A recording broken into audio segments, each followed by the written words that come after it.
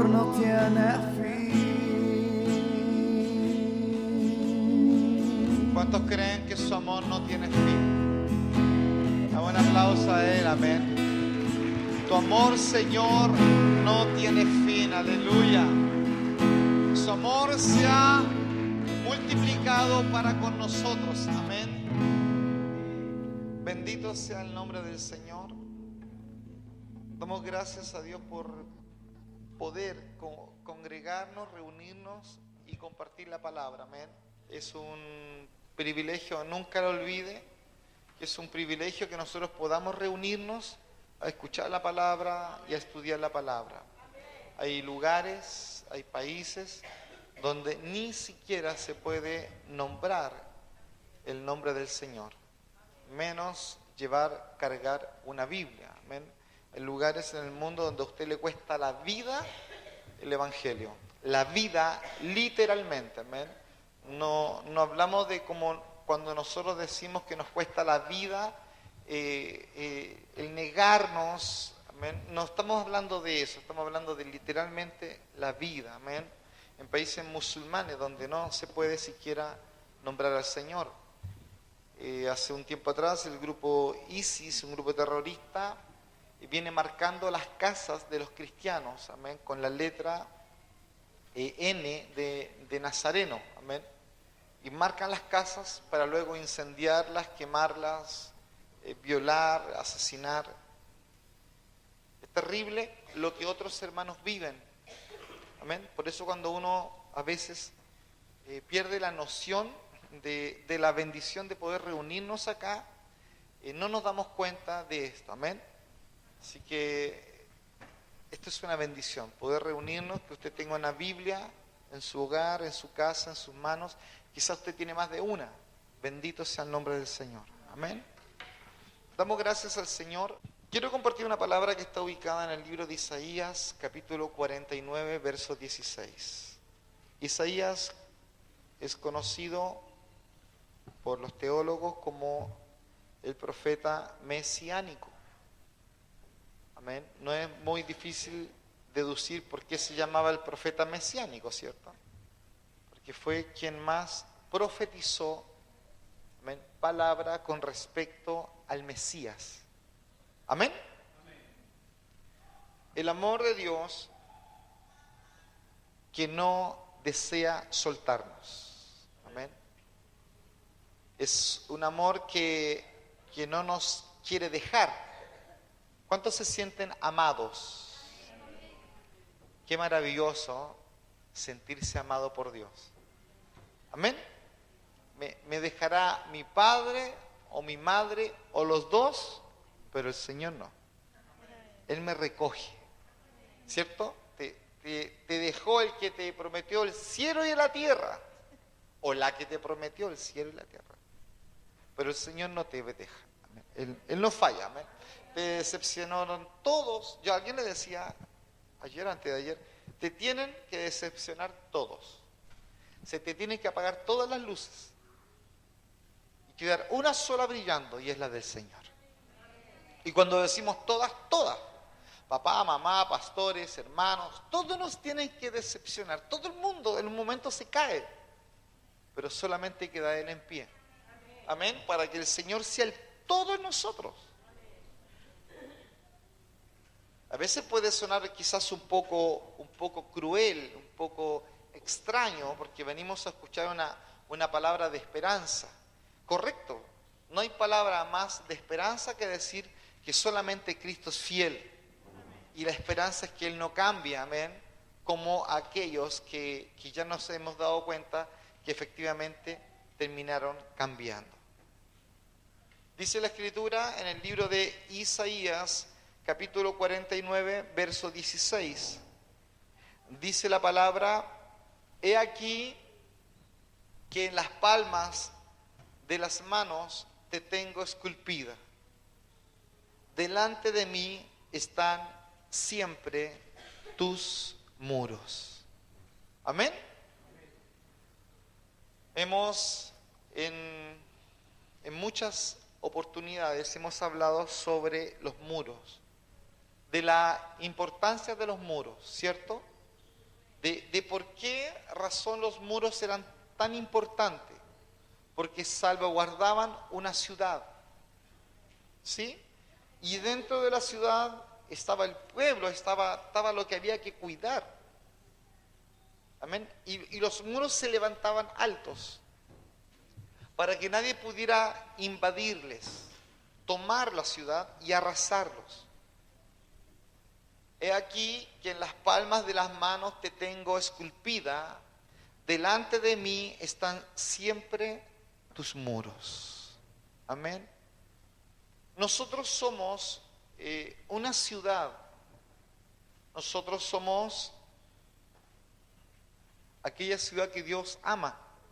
Y Él quiere que nuestros muros estén levantados. Nuestros muros nos cuidan, nos guardan de que nadie nos arrase, nos conquiste.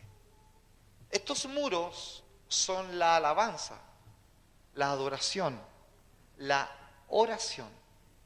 Amén. Cuando tú levantas tus muros, cuando tú permaneces en oración, en alabanza, en adoración, nada ni nadie puede tocarte. Pero cuando los muros son arrasados, la ciudad sufre. Amén.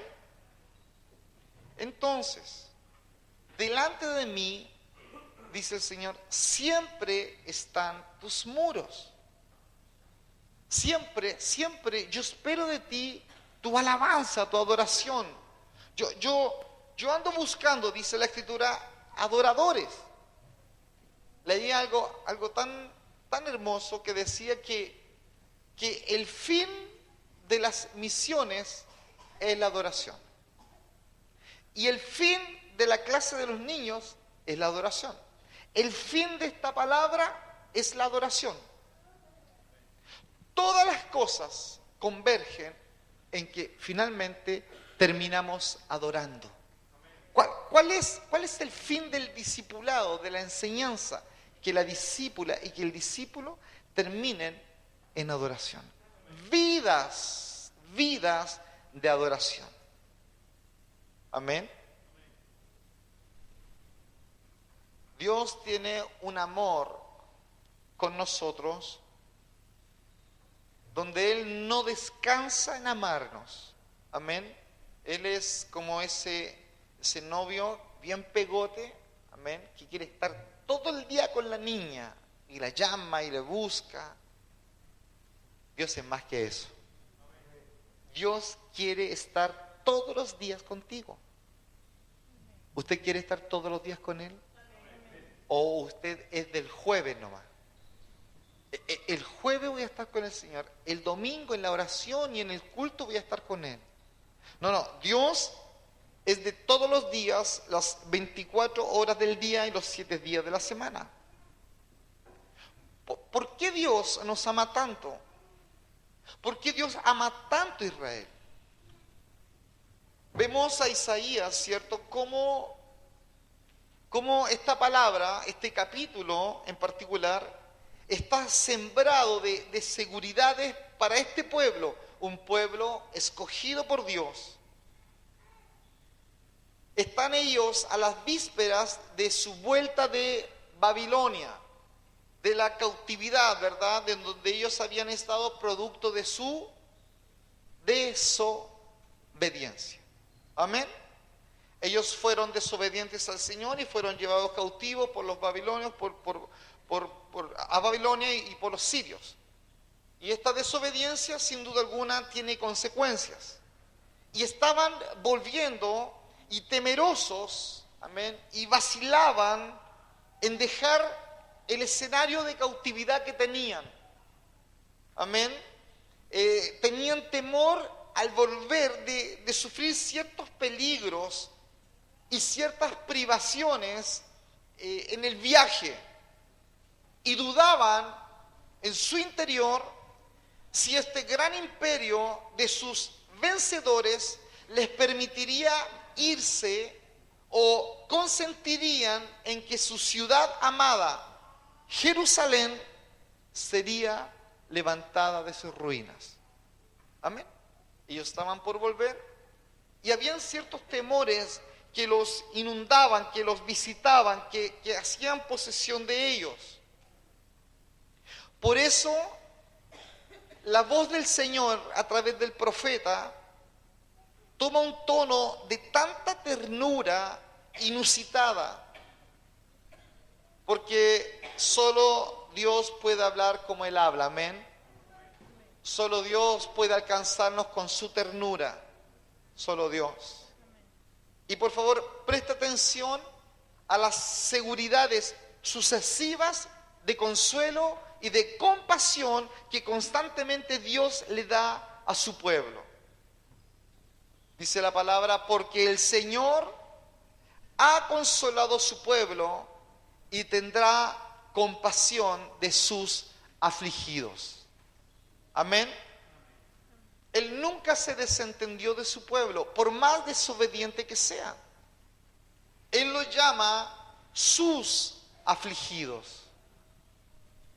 Él los mira en desobediencia, sufriendo las consecuencias de la desobediencia en una tierra lejana y una tierra extraña, igual que el primogénito, igual, el cual termina en una región, ¿se acuerda usted? Lejana, donde se habla otro idioma, donde se tienen otras costumbres, donde no se ora, donde no se respeta al Señor, donde se hablan groserías, y van a dar a este lugar solo por desobediencia. ¿A cuánto creyente le ocurre esto? Por desobediencia terminan en otra región, terminan cautivos y se hacen parte de amistades, tienen compromisos con compañeros, con amigos, amigas, y de pronto se ven involucrados en situaciones que nunca debieron meterse. Y se ven rodeados de groserías, de palabras feas que tus hijos tienen que oír. Y tú dices, este no es mi hábitat, ¿qué estoy haciendo acá? Te fuiste cautivo por desobediente. Dice la palabra, porque el Señor ha consolado a su pueblo y tendrá compasión de sus afligidos. Dios necesita que nosotros reflexionemos, que veamos luz en medio de la aflicción. Somos de Él. Somos su pueblo. ¿Cuántos son su pueblo? Hay ocasiones en que vivimos aflicción, sin duda. Dios no te va a traer con pinzas, ni con pétalos de rosas, ni en algodones. No, Dios no malcría a nadie. Dios solo cría hijos. Amén. Él tiene el cuidado de un pastor. Cuando nosotros pensamos en Israel y cuando estudiamos Israel, uno, cuando recién conoce al Señor, al menos a mí me ocurrió, no sé si a usted, pero lo único que yo conocía de Israel eran las películas de Semana Santa. Lo único. Y me imaginaba, ¿verdad?, un pueblo así con túnicas y lo que muestra Hollywood. Amén. Y la verdad es que si hay algo que caracteriza prevalecientemente a este pueblo, es que eran hombres dedicados al pastoreo. Amén. La palabra describe que Jacob, patriarca, guardó ovejas. Amén. Que los patriarcas más renombrados de Israel fueron pastores siempre. Su rey ideal y sus profetas más antiguos fueron tomados de detrás de las ovejas. Amén. Es decir, la figura del rebaño siempre estuvo presente en ellos, siempre. ¿Por qué? Porque representaba profundamente el lenguaje nacional y lo enriquecía con analogías notables. Él es el buen pastor. Amén. Dice la palabra que somos ovejas de su prado. Las analogías que la palabra nos entrega con respecto al pastorado o a este pueblo de pastores son infinitas. El rey y todo verdadero jefe, y sobre todo el Señor, eran llamados los pastores de su pueblo. La palabra dice que Él es nuestro pastor. El Señor es mi pastor. Que Él me va a cuidar en delicados pastos. Que Él me pastoreará. Que me llevará a aguas cristalinas, a pastos frescos. Entonces, nosotros, dice la Escritura, somos ovejas de su rebaño. Entonces, entendiendo esto, comprendemos que el concepto en que se basan estas tiernas líneas del libro de Isaías son maravillosas. Isaías capítulo 49, verso 8, 9 y 10. Búsquelo, amén.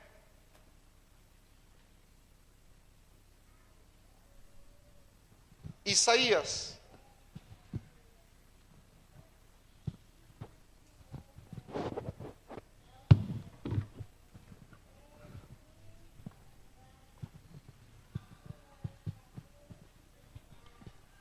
Isaías capítulo 49, verso 8, 9 y 10. Dice la palabra: así dijo Jehová, en tiempo aceptable te oí, y en el día de salvación te ayudé, y te guardé, y te daré por pacto al pueblo, para que restaures la tierra, para que heredes asoladas heredades, para que digas a los presos, salid, y a los que están en tinieblas, mostraos. En los caminos serán apacentados, y en todas las alturas tendrán sus pastos. No tendrán hambre, ni sed, ni el calor, ni el sol los afligirá. Porque el que tiene de ellos misericordia los guiará y los conducirá a manantiales de aguas. El que tiene de ellos misericordia los guiará. Desde que usted conoció al Señor, desde que Él se reveló a su vida, Él a usted le ha guiado. Y todas las decisiones acertadas que quizás tú creíste que tú habías tomado, no fuiste tú, fue Él. Y todas las consecuencias de malas decisiones fueron situaciones donde tú te soltaste de su mano. Nunca Él tuvo la culpa. Ahora, entendiendo esto, la vida pastoril, un pueblo nómade, un pueblo de pastores, nosotros podemos entender un poco más qué es este pueblo. Porque si nosotros miramos la vida del pastor oriental, la de aquel pastor que es más cercano a nosotros, es muy diferente a la de ellos. Este pastor es un pastor que se sube a algún lugar elevado y desde ese lugar vigila a sus ovejas, las cuales están dispersas quizás por el paisaje. Quizás las conduce a un largo valle con estrechos lugares de hierba verde y agua de descanso. Quizás les lleva a través de gargantas tristes donde las fieras tienen sus guaridas, estando con ellas para salir en su pronta defensa. Es un pastor valiente, vigilante, de pronta reacción, quizás en ocasiones maltratado por el tiempo, en ocasiones trasnochado, armado de vara, armado de cayado, pensando siempre en los que no pueden defenderse, en las criaturas impotentes que están a su cargo. ¿Sabe usted la responsabilidad de un pastor? Yo le decía a alguien, el Señor nos va a pedir cuentas a nosotros como pastores de este rebaño, no de otro. Dios a mí no me va a pedir cuenta ni de Quellón, ni de Chonchi, no. Dios me va a pedir cuenta de lo que Él me dio a mí. Por eso en ocasiones nosotros te llamamos y conversamos contigo, porque tú eres responsabilidad nuestra frente al Señor. Yo le decía a alguien, nadie nos une en términos tangibles, nada ni nadie. Estamos juntos hace aproximadamente 11 años, más o menos. Y no tenemos nada tangible que nos una. Eso es un milagro. Estamos unidos porque Él nos unió. Eso es un milagro. No necesitamos, amén, algo tangible para decir, hey, somos iglesia ahora. No, somos iglesia. Porque Dios nos unió, amén, como un solo cuerpo, unió las coyunturas. ¿Para qué? Para que nosotros expresemos, amén, su bondad. A veces cuesta un poco, sobre todo al sudamericano, a nosotros que estamos acá, poder entender la vida pastoril. La palabra dice en el libro de Génesis, capítulo 33, versos 12, 13 y 14. Búsquelo. Y usted va a descubrir la verdadera marca de este pastor.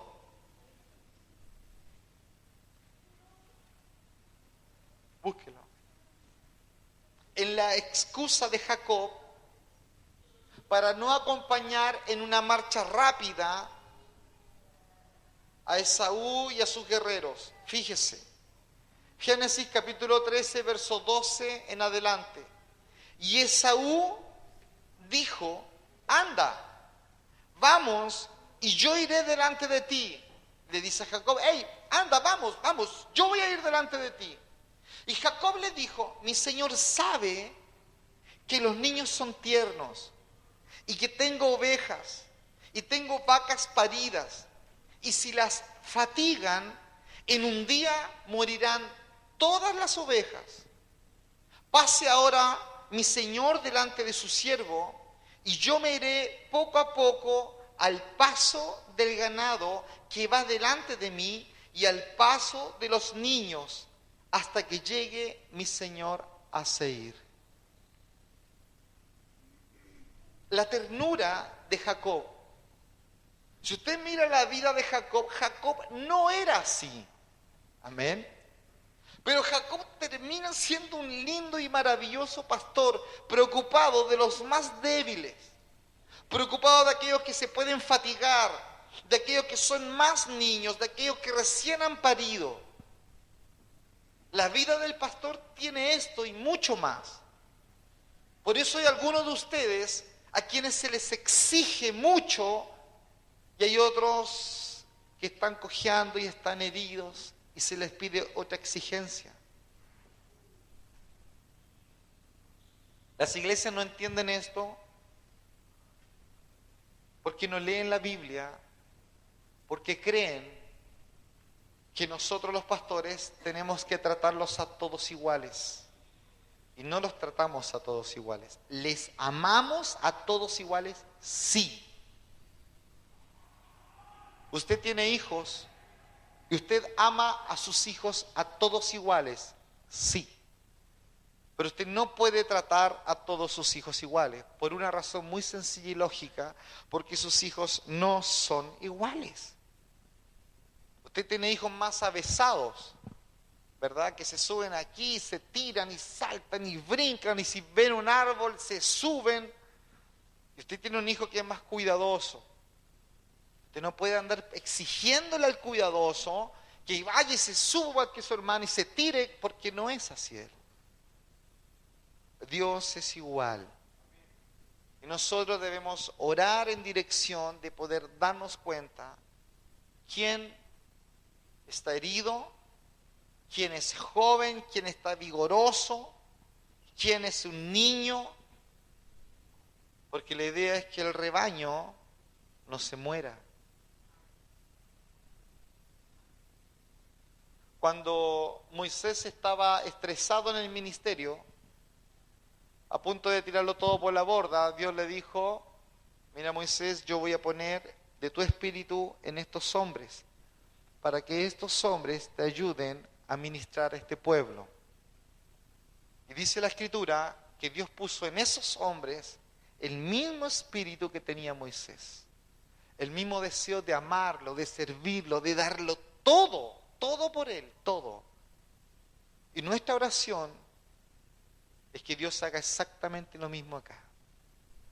Que Dios deposite en hombres y mujeres, amén, este espíritu de darlo todo, de amarlo intensamente.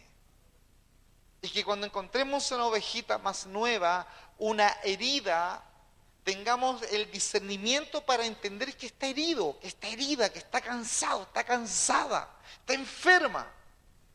Y claro, le vamos a ayudar, pero no le podemos exigir ciertas responsabilidades, porque no ha alcanzado madurez.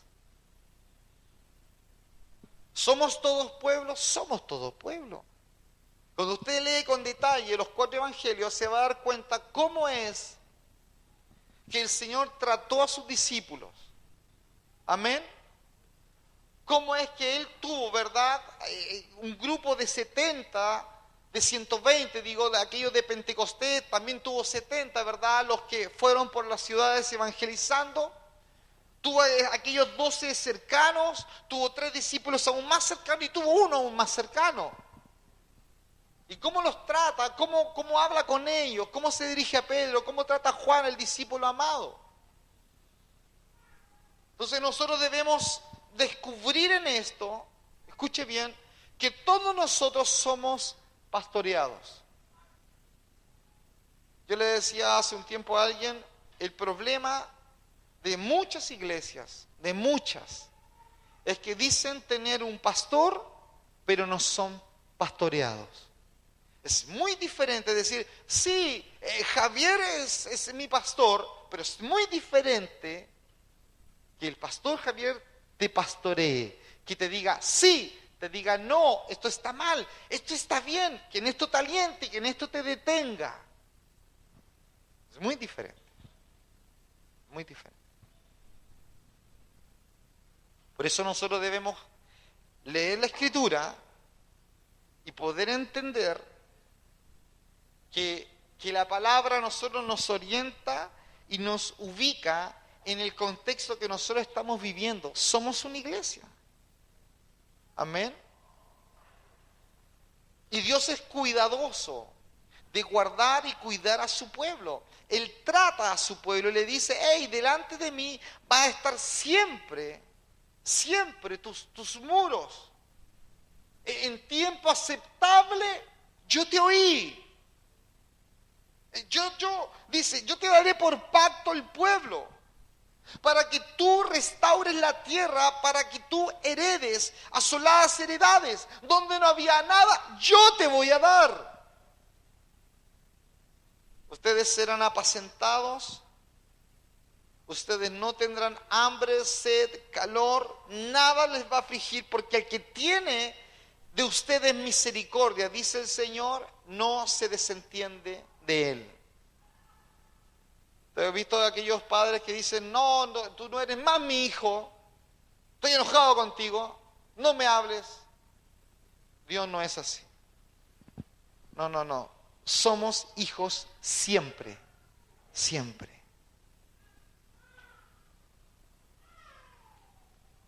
Todo esto y mucho más se expresa en las hermosísimas palabras: aquel que tiene de ellos compasión, los conducirá.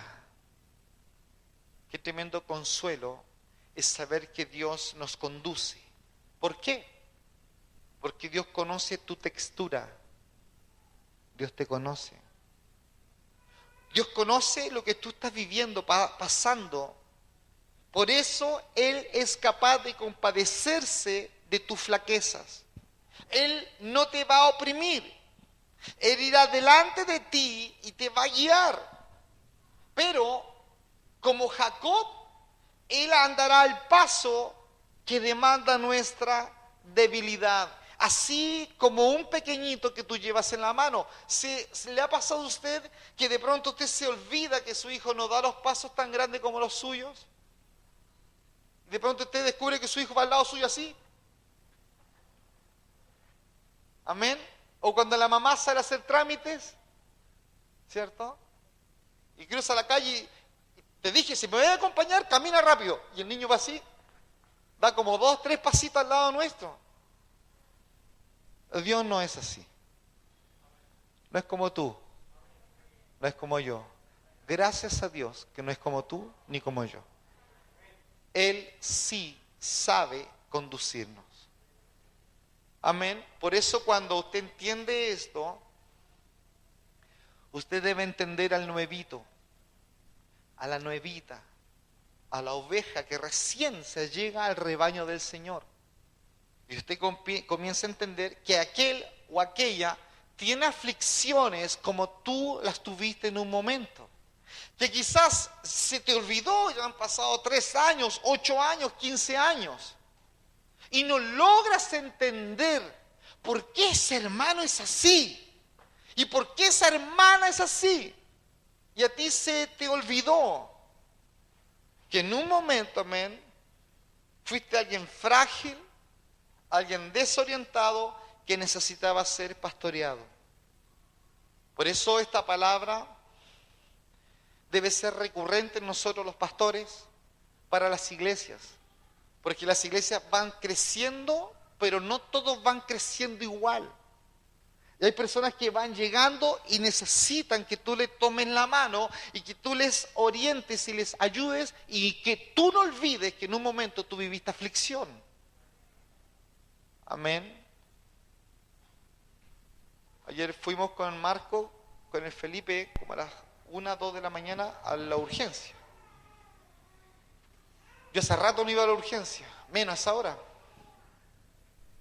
Y me acordé cuando en alguna ocasión llevamos a la Anjara y esta vez entramos y no había nadie. Y uno se empieza a acordar de ciertas situaciones. Situaciones de alegría, como por ejemplo una radiografía, te dicen, salió bueno, no produjo nada la caída. Y te dice, o quizás situaciones tristes que nunca más se olvidan. Cuando esto ocurre, tu corazón se hace sensible. Tú te pones reflexivo y tú comienzas a empatizar con aquel que está viviendo ahora aflicción. Amén. Si eso te está ocurriendo o te ha pasado, es porque Dios empieza a poner en ti un corazón de pastor. Y no te puedes negar y no te puedes escapar a ello, porque es el sentir de Dios, no es tuyo. No es que tú te hagas la buenita, el bueno, es Dios. Y tú quieres orar por otro y quieres preocuparte por otro y tú la estás pasando muy mal también. Pero eso queda en segundo, tercer y cuarto grado. ¿Por qué? Porque hay algo que te lleva, que te conduce, que arde en tu interior. Por eso cuando miramos a Jacob, quizás uno de los patriarcas más chuecos de la Biblia, preocupado de aquella que está recién parida, de aquella que viene enfermita, de aquella que es pequeñito, recién nacido, y preocupado de los jóvenes vigorosos para que todos marchen a un ritmo, dice él, y yo me voy a ir de atrásito de ellos, cuidándoles. Aquella marcha del día más largo que tú tuviste quizás en una enfermedad, en la pérdida de un ser querido, en la aflicción de aquel día doloroso, aquella marcha fue ajustada por Dios para que tú pudieras resistir. Aquel día que tú no esperabas esa noticia y ocurrió y vino y algo pasó en tu interior porque fue terrible, esa marcha la conducía el buen pastor. Y él tenía todo calibrado en tu corazón. Por eso no quedaste en el suelo, por eso él logró sostenerte, por eso él logró afirmarte. Porque él iba con su vara y con su cayado conduciéndote. Por eso la persona se asombra y dice, pero ¿cómo pudiste sostenerte? Esta es la respuesta. Que tú tienes un buen pastor que te va conduciendo, te va guiando. Conoce tus días, conoce tus tiempos, conoce a tu hija, a tu hijo. Él conoce la fragilidad tuya. Nada ha escapado de la mano del Señor, nada. Todo está calibrado por Él. Él nos tiene sostenido. Por eso el trabajo más duro no será demasiado para nuestra fortaleza. Por eso la marcha más larga va a ser ajustada a nuestra capacidad en esta vida. Por eso Dios no pondrá mayor carga de la que podemos sobrellevar, porque Él nos pastorea. Por más áspera y difícil que parezca la senda, recuerde usted siempre de que usted está siendo conducido por aquel que tiene compasión de usted. ¿Por qué? Porque Él es su pastor. Dice la palabra, el Salmo 23, dice, puesto que el Señor es mi pastor, tengo todo cuanto necesito. Él me da descanso en buenos pastos y me guía junto a arroyos tranquilos. Si mi salud decae, Él me restaura. Me ayuda a hacer lo que más resalte su honra. Aun cuando atravieso el negro valle de la muerte, yo no tengo miedo, porque tú, Señor, irás siempre junto a mí, protegiéndome y guiándome. Tú me das delicioso alimento. En presencia de mis enemigos yo no vivo escasez. Me has recibido como invitado tuyo. Tus bendiciones me desbordan. Tu bondad es inagotable. Tu vida, Padre, conmigo es generosa y me acompaña toda la vida. Después, Señor, yo viviré para siempre contigo en tu hogar. Salmo 23, parafraseado. Esa es tu vida. Tu vida es la vida de una oveja que necesita ser pastoreada. Porque no se puede orientar por sí sola. Porque cada vez que la oveja busca su propio alimento, va a comer donde hay hierba que tiene veneno. Va y se alimenta de este mundo y escucha consejos y escucha opiniones y se hace parte de este mundo, y de pronto siente que se envenenó, de pronto siente que comió algo que no debía haber comido, porque la oveja necesita un pastor. ¿Cuánto tiempo estuvimos nosotros caminando en este mundo y nos envenenamos y nos enfermamos y tuvimos opiniones de la vida, de la sociedad, del aborto, etcétera? Estábamos envenenados. Hasta que vino el buen pastor y nos pastoreó y nos condujo por sendas rectas. Nos llevó a pastos verdes, nos llevó a aguas cristalinas. Él permitió que el viento del Líbano nos refrescara.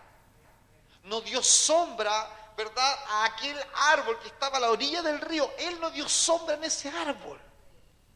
Él nos condujo. De verdad que no hay un animal más torpe que la oveja. Es la gran ausente de los circos. Está el caballo, está la jirafa, están los perritos, están los gatos, menos la oveja. ¿Por qué? Porque la oveja necesita un pastor. Amén. Quizá usted en su interior hubiese encantado haber sido águila, caballo, oveja nomás. ¿Cuántos dicen amén? ¿Cierto? Oveja. ¿En cuántas metidas de pata hemos estado? Y usted sabe que el problema de la oveja es que cuando se mete donde no tiene que estar, un pantano por ejemplo, su lana empieza a absorber humedad y lo único que hacen es mirar hacia atrás para ver si alguien la rescata. No tienen capacidad de salir ni de defenderse. ¿Cuántas veces usted ha estado empantanado? Mirando hacia arriba que el Señor te rescate y te saque. Por eso cuando hablábamos hace un tiempo que su vara y su cayado nos infunden aliento? Entendemos que esa vara, ese palito y ese cayado, esa curva, nos ubica. Y de pronto, ¡pum!, va tu varillazo de parte del Señor. Y pega por acá el Señor y dice, amén, amén. Y si ya estamos a punto de llegar a esos pastos venenosos, el cayado, y Dios te dice, ¿a dónde vas? Usted siente el cayado, usted sabe que es el Señor. Iba a ver lo prohibido y se cortó el cable. Y usted dice, ¿qué pasó acá? Iba a hablar con esa persona que usted sabe que no tenía que hablar y no se pudo hablar. Su vara y su cayado. Su vara y su cayado nos infunden aliento. Él es el buen pastor. ¿Cuál es el final de esta historia de amor entre nuestra alma y el Señor? Dice la palabra que hay una multitud que está delante del trono del Señor, que le sirven día y noche en su templo. Y el que está sentado sobre el trono extenderá su tabernáculo sobre ellos. Ya no tendrán hambre ni sed y el sol no caerá más sobre ellos. ¡Wow! Igual que Isaías. Sí, ¿estás leyendo Isaías? No, estoy leyendo Apocalipsis. Es el mismo trato. Porque el Cordero que está en medio del trono los pastoreará. Un Cordero nos va a pastorear, aleluya. ¿Quién más nos puede pastorear? ¿Quién más conoce mi fragilidad? ¿Quién más que alguien que se hizo frágil, que vino a esta tierra, vivió y caminó en fragilidad, puede conocerme mejor que nadie? Dice la palabra, porque el Cordero que está en medio del trono los pastoreará y los guiará a fuentes de agua de vida. Y Dios enjugará, dice, toda lágrima de los ojos de ellos. Bendito sea el nombre del Señor. Él va a enjugar toda lágrima de los ojos de ellos. ¿Mis ojos en un momento tendrán lágrimas? Sí, en este camino tendrán lágrimas, pero no desespere porque Él va a enjugar toda lágrima. ¿Quién? Aquel que tiene compasión de mí. Ese me está guiando a fuentes de aguas vivas. Él es un Dios de piedad. Él es un Dios de misericordia. Él va a hacer, iglesia, que todos los obstáculos sirvan a su propósito. Cuando dicen amén. Todos los obstáculos, por más grandes que sean las montañas, Él va a convertir esas montañas en caminos reales para llegar a fuente de vida. La dificultad, lo difícil, lo imposible, la adversidad, Dios la va a hacer camino por donde tú transites. Mire, la geografía de Palestina, cuando usted estudia un poco de ella, usted no deja de impresionarse sobre las montañas con que Dios cerró, amén, la tierra de promisión, cómo Él puso límites a ella. Al sur de Beerseba, antes de llegar al desierto allanado y la región de los caminos de Arabia, Egipto y Filistea, hay aproximadamente 90 kilómetros. Un país montañoso, ponga atención, el cual está dispuesto en su mayor parte en sierras pendientes que corren desde el oriente al occidente. Es un país montañoso. Israel es un país chiquitito, pero montañoso. Israel es muy parecido a la isla de Chiloé. Su largo aproximadamente 220, 240 kilómetros. ¿Puede creerlo? Un país como nuestra isla y que se agarra con todos los vecinos, y a todos los vecinos le ha ganado. Israel, la nación del Señor. La vegetación después de las lluvias en ocasiones es muy escasa y en el verano desaparece totalmente. Ningún gran camino conduce a través de este distrito, ni nunca lo ha habido. Sus cumbres son escarpadas y son diferentes, son disformes, son todas de absolutamente caminos inaccesibles. Parecido a las montañas de Suiza que han amparado la libertad de este país, tal geografía le ha vuelto inviolable. Si nosotros hacemos un poco de memoria, los que somos un poco más mayores, nos vamos a acordar de la guerra entre Estados Unidos y Afganistán, lo que costó alcanzar Afganistán. Esos cordones montañosos guardan y cuidan un país, una nación. Que Dios bendiga nuestra cordillera.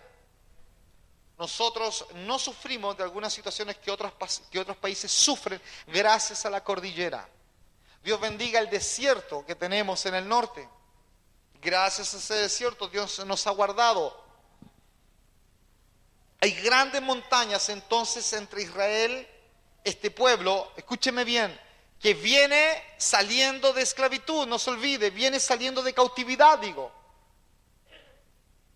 Hay montañas entre Israel, esta nación, y su patria, su geografía, donde ellos van. Sin embargo, Dios no dice nunca que Él va a quitar la montaña para que luego lleguen, sino que Él formaría en ella un camino real, divino, como si el camino difícil, escuche bien, contribuyera a la facilidad y rapidez de la vuelta a su tierra. Dice Isaías 49, verso 11. Isaías 49, verso 11 dice: y convertiré en camino todos mis montes y mis calzadas, dice la Escritura, serán levantadas. Y convertiré en camino todos mis montes. Aleluya. ¿Qué va a hacer el Señor? Va a convertir todo monte en camino. ¿Cuántos de ustedes tienen montes en sus vidas? Hay situaciones que amenazan nuestra estabilidad emocional, física. Hay personas que amenazan cortar el progreso de nuestras vidas, de nuestra vida divina, celestial. Hay situaciones que te quieren robar la bendición. Hay situaciones familiares, ataduras por años. Y que esas ataduras y esas situaciones de tus antepasados amenazan.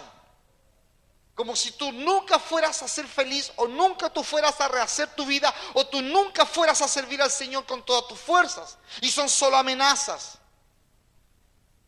Aquel carácter difícil que tú tratas de domar y no puedes. Aquella familia que de alguna u otra manera se interpone para que tú sirvas al Señor.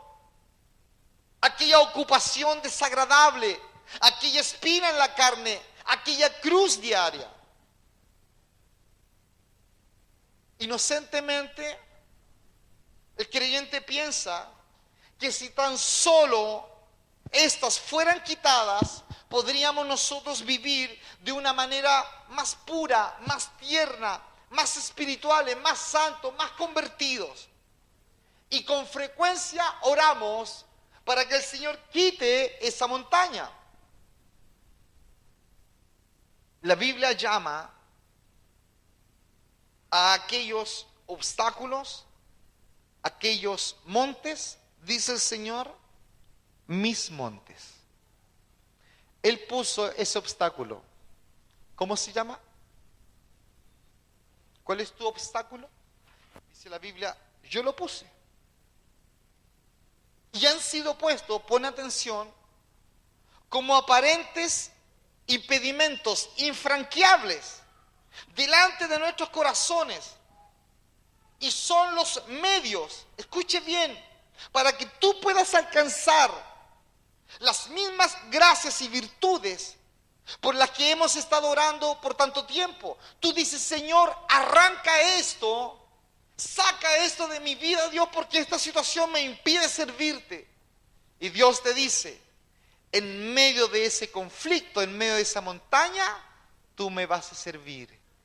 Tú ves la montaña y dice el Señor, yo voy a hacer camino en medio de esa montaña y tú, dice, tú vas a tomar posesión de ese problema.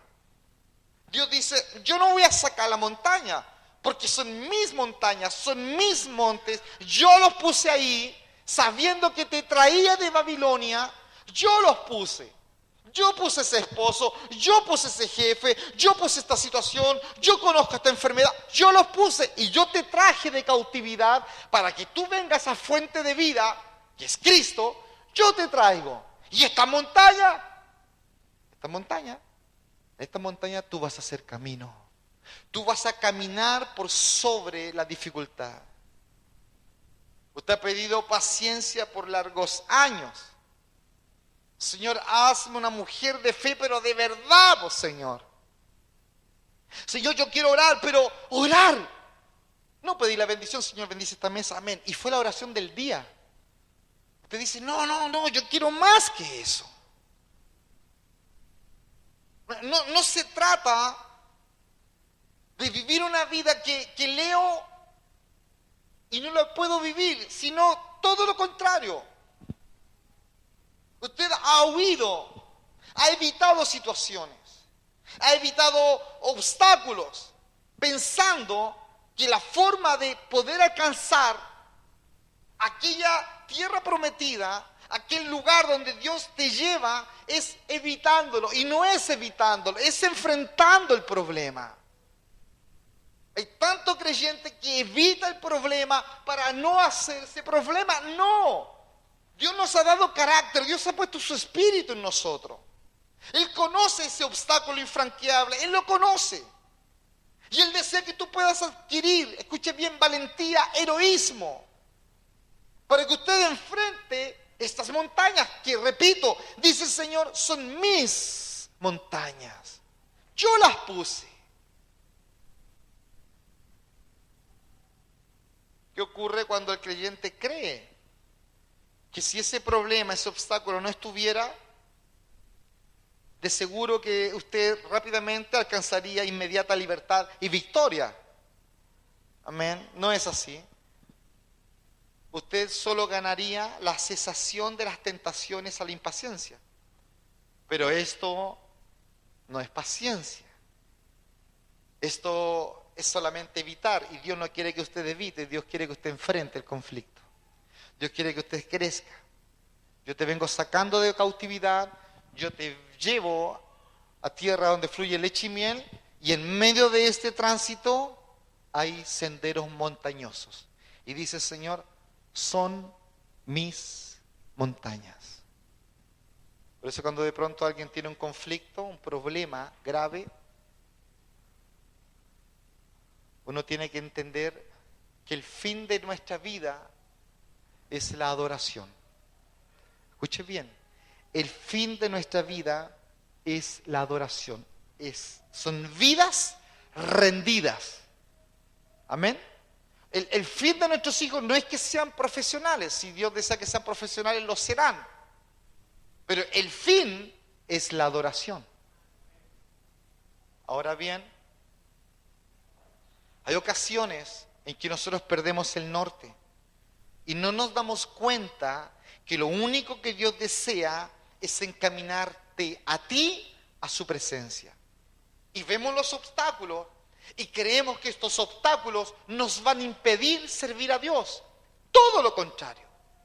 Los obstáculos, Dios los conoce, Él los ha calibrado para preparar en este camino, sobre ellos, un camino divino, un camino real, que te va a hacer madurar. Que vas a dejar de ser niña teniendo la edad que tienes, vas a dejar de ser una inmadurez y vas a madurar porque enfrentaste el conflicto. Dice la palabra, que el Señor sea quien encamine nuestros corazones al amor de Dios y a la paciencia de Cristo. La paciencia solo puede ser alcanzada por medio de justamente la clase de pruebas que ahora parecen ser insoportables, parecen serlo. Por eso Dios te invita a que usted se vuelva a Él y usted se someta a Él y usted reclame ser un participante de su paciencia enfrentando el conflicto. Usted debe resistir la prueba, el conflicto que usted está viviendo por medio de la ayuda de Él. Así las montañas que están entre usted y la tierra de promisión vendrán a ser tu camino para ello. Dice la palabra, y pondré todos mis montes para el camino, y mis avenidas serán levantadas. Por lo tanto, no hay nada en la vida, escucha bien, que nos moleste y acose, que no pueda venir a estar subordinado a los fines más sublimes. No hay nada que te moleste y que te esté acosando hoy día en la vida que no esté subordinado al poder de Dios para que esta situación que te molesta y te acosa termine en tu vida en una vida sublime, divina. Nada es un cabo suelto delante del Rey de Reyes y Señor de Señores. Nada. Ninguna circunstancia a Él se le ha escapado. Ninguna circunstancia a Él lo ha olvidado. Ninguna.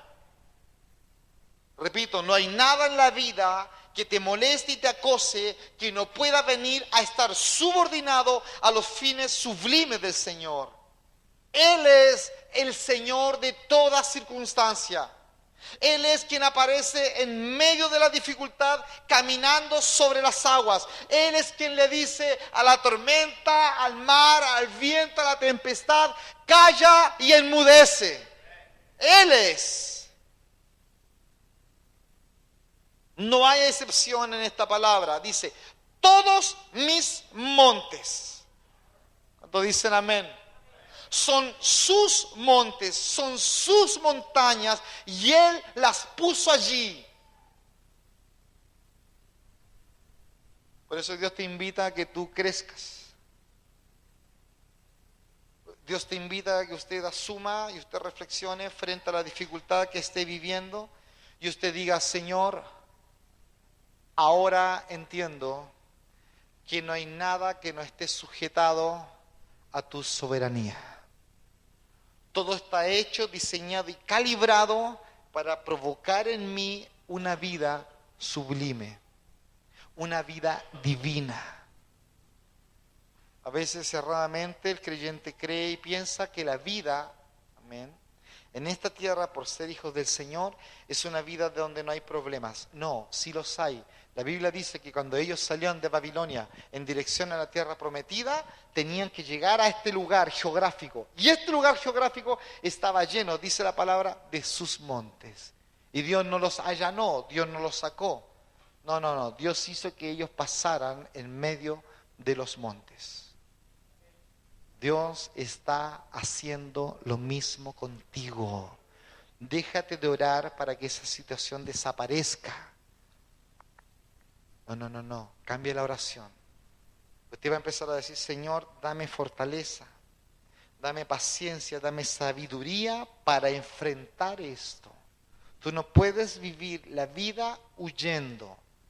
No puedes vivir la vida evadiendo conversar aquel tema, evadiendo conversar aquella situación. Tú tienes que enfrentar a tu hijo, a tu hija, a tu compañero, a tu nuera, yerno, como se llame. Tú tienes que enfrentar la circunstancia porque Dios te ha capacitado para hacerlo. Usted es el que ora, usted es la que dice, Señor, dame carácter, Padre, dame madurez, Señor, dame paciencia. Y Dios dice, te lo voy a dar y pone un monte. Para que tú enfrentes el monte y el carácter que tú crees tener sea expuesto a la luz y tú te des cuenta, wow, ¿cuánto me falta? Sí, ¿cuánto te falta? Yo voy a tratar tu carácter. ¿Cómo, Dios? Con mis montes. Ahora, por favor, no olvide, estoy terminando, de que la promesa está en el tiempo futuro. Dice la palabra, convertiré. Amén. Escuche bien. Convertiré estos montes, yo los convertiré. Es cierto, no vemos el camino desde lejos. ¿Qué es lo que vemos? Un cordón montañoso, impenetrable, un problema gigante, difícil de abordar, una economía que no levanta, un hijo que no se convierte, alguien que te estorba en tu trabajo, en tu hogar, para servir a Dios con libertad. Y no ves el camino desde lejos, sino que en la distancia solo ves una masa irregular de rocas. ¿A cuánto le ha ocurrido esto? Que ven el problema, rápidamente decimos, qué difícil, ¿cómo abordo esto? ¿Qué hago con esto? ¿Cómo lo hago? ¿Qué le digo? ¿Cómo se lo digo? ¿Cómo lo hablo? La verdad es que la mejor vista no puede discernir el punto en que la senda tortuosa se convierte en el camino preparado. Es difícil discernir que ese camino tortuoso, esa senda difícil, es el camino que Dios ha preparado. Cuesta aceptarlo. Cuesta entender que Dios va a sacar carácter de ti en medio de esa circunstancia. Nosotros hubiésemos querido haber hecho la oración del pecador o la oración del Señor, dame carácter, y me arrodillo, me ungen y me levanto con carácter. Aleluya, tengo carácter. No es así. No es así. Dios va trabajando con tu vida. Tú vas tomado de Él, amén, ahí tomadito, y te dice, hijo, vamos a pasar esa montaña. Hijo, vamos a pasar ese valle. Pero si aquí hay sombra de muerte, sí, son solo sombras. Dame la mano, vamos a pasar el valle. Vamos a pasar aquellas sombras, vamos a pasarlas. Vas a salir después de ese valle, después de esa sombra, vas a salir valiente, hijo. Vas a salir con un corazón maduro, madura, con un carácter tratado por Dios. Pero es necesario. Dios nunca deja de cumplir sus promesas. ¿Cuántos creen que Dios tiene el control? Y el deseo de Dios es que el propósito de Él, el cual es inquebrantable para nosotros, no va a cambiar. Amén. Él va a cumplir su propósito sí o sí. Él sabe el lugar, Él sabe el tiempo, Él sabe el momento en que Él va a provocar ese cambio en tu vida. Él no te va a evitar el monte. Él sabía muy bien que Israel venía de Babilonia, camino a Canaán, y que en ese trayecto había montes. Igual contigo. Dios sabe muy bien que tú estás viviendo montes y no los va a sacar, sino que quiere que tú los atravieses. ¿Cuántos saben y están conscientes de que necesitan madurar? Levante su manito. ¿Verdad que necesitamos madurar? Crecer. ¿Usted sabe que este mundo se cree y se siente maduro? Este mundo cree que tiene todo controlado. Y no son ni maduros y menos tienen el control. Nosotros los creyentes creemos en un Dios soberano y que tiene todo controlado. Y ese es nuestro reposo y ese es nuestro descanso. Póngase en pie. Póngase en pie.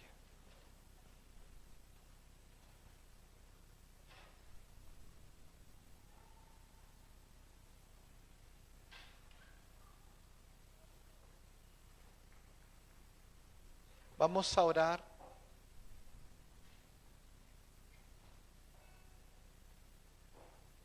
Vamos a orar. No me saquen la silla, amén. Nosotros podemos aparentar muchas cosas. Tú puedes tener hijos, un matrimonio, quizás nietos.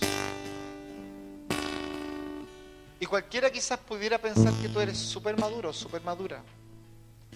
Quizás tú has criado a tu hijo solo, o a tus hijos solos, o a tu hija sola, o a tus hijos solos. Y cualquiera podría creer que tú eres súper maduro, súper madura. Quizás tú eres un joven que no hay que mandarlo a estudiar, va solo a estudiar. Y cualquiera de acá podría pensar que eres súper maduro. Quizás tú eres una persona comprometida con la obra del Señor y llegas temprano. Y quizás alguien podría decir, wow, qué maduro es este hermano, esta hermana.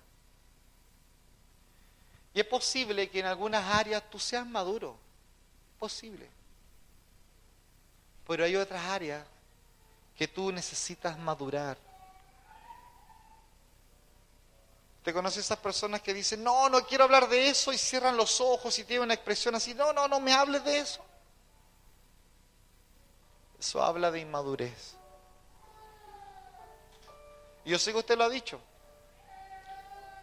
Yo lo he dicho.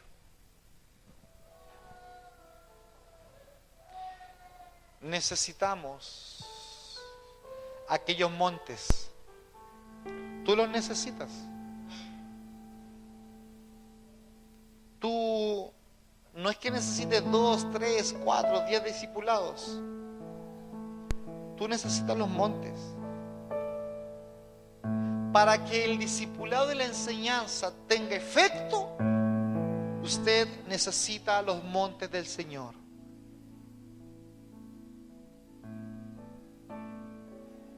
¿Qué sacamos con estudiar y llenarnos de doctrina si no somos capaces de enfrentar las circunstancias de la mano de la enseñanza y de la doctrina? ¿Qué sacamos? ¿De qué sirve?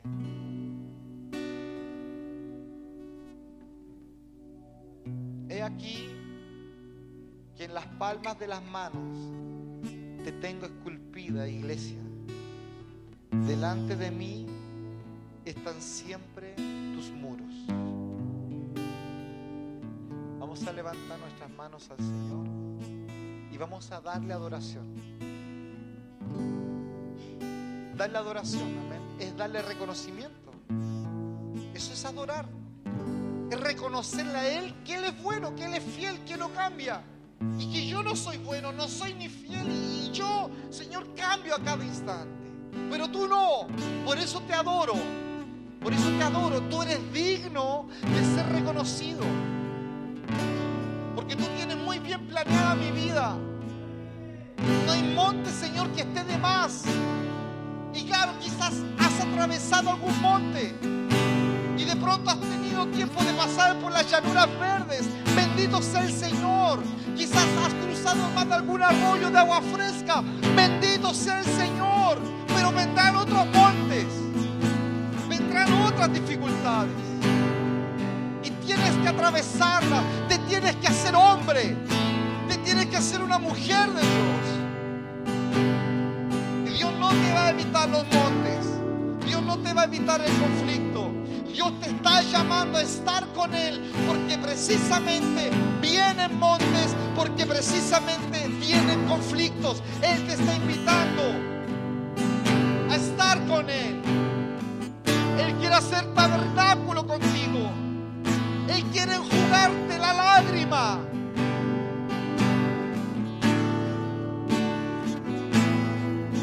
Aleluya.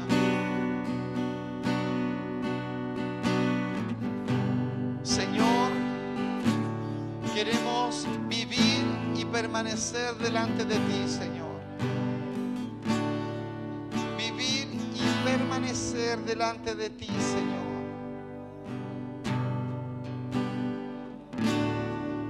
Te queremos dar adoración, Padre. Te adoramos y te agradecemos adoramos y te agradecemos, porque no nos vas a evitar ningún monte, no nos vas a evitar ninguna dificultad, porque tú quieres que yo crezca, porque tú quieres que yo madure, porque tú deseas que yo me tome de tu mano, Señor, y avance.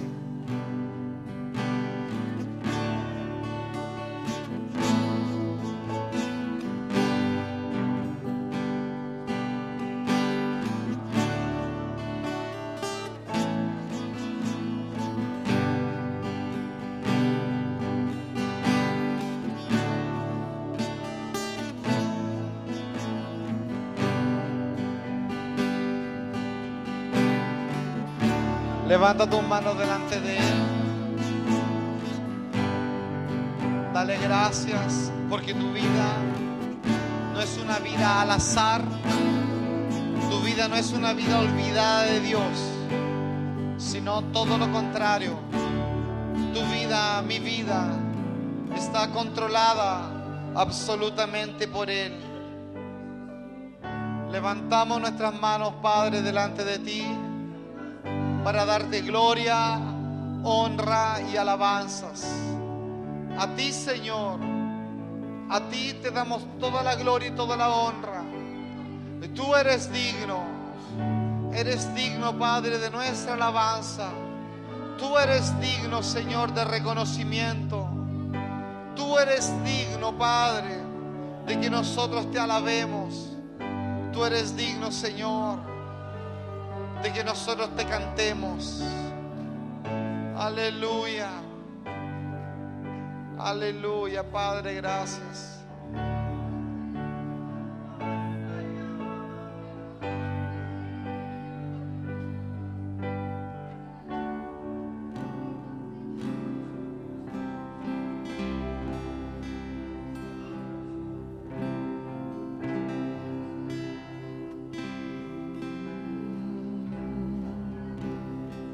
Eres mi todo, Señor.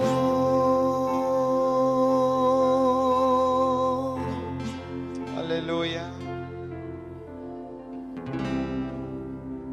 De que respiro tú, yo soy. Tenga un tiempo de reflexión en la palabra que se le ha sido exhortada.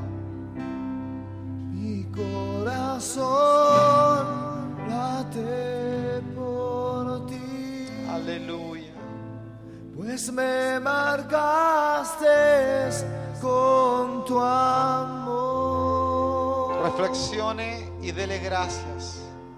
Dele gracias a Él por esas montañas, por esos obstáculos. Es mi pasión, primer amor.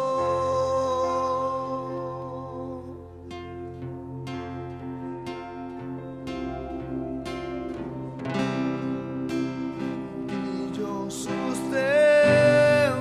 lo que soy.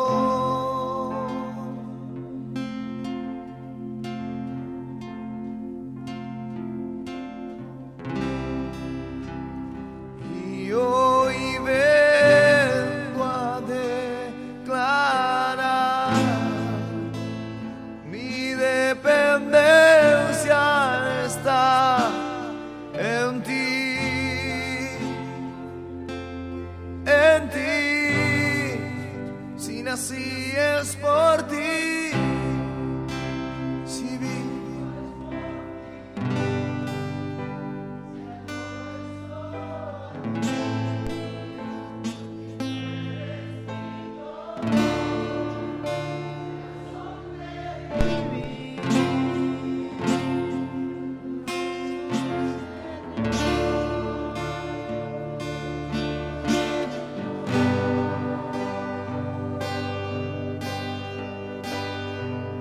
Si nací es por